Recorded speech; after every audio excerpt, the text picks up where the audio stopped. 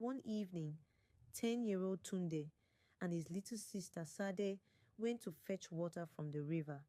The air was heavy and the water was still. Suddenly, the surface rippled and a figure rose from the depths. It was the most beautiful and frightening thing Tunde had ever seen. The woman had long black hair that floated around her like a dark cloud. Her skin glowed like moonlight, and her eyes shimmered like stars. But instead of legs, she had a long green fish tail that sparkled in the fading light. "Return what you have stolen," the mermaid's voice rang out. It was sweet and fierce all at once. Sad screamed and hid behind her brother, but Tunde stood his ground. "We didn't steal anything," he said bravely. The mermaid's eyes narrowed.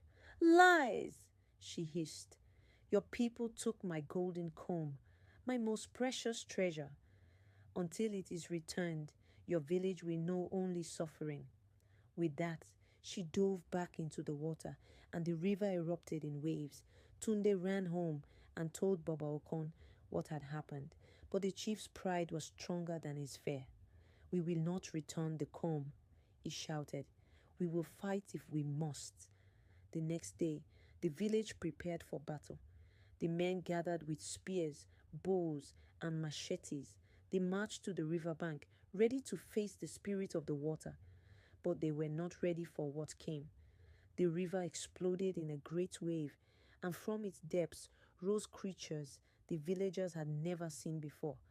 Giant fish with razor-sharp teeth, long serpents with glowing eyes, and shadowy figures that moved too fast to catch.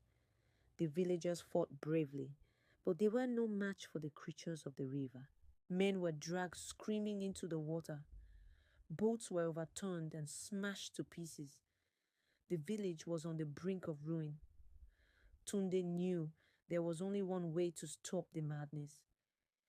He ran to the chief's hut and snatched the golden comb from its hiding place. Ignoring the chaos around him, he raced back to the riverbank. "Take it!" he shouted, holding the comb high. "Take back what's yours." The fighting stopped. The creatures of the river froze. Slowly, the water grew calm.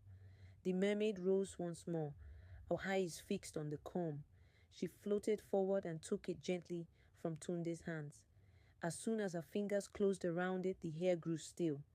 The strange creatures disappeared back into the depths of the river. "You have done well, brave one," the mermaid said softly. "But your village must never forget. The river gives life, but it can also take it away. Respect it, and there will be peace. Betray it, and my wrath will return." With that, she sank back into the water, and the golden comb vanished with her. The village was quiet for a long time after that.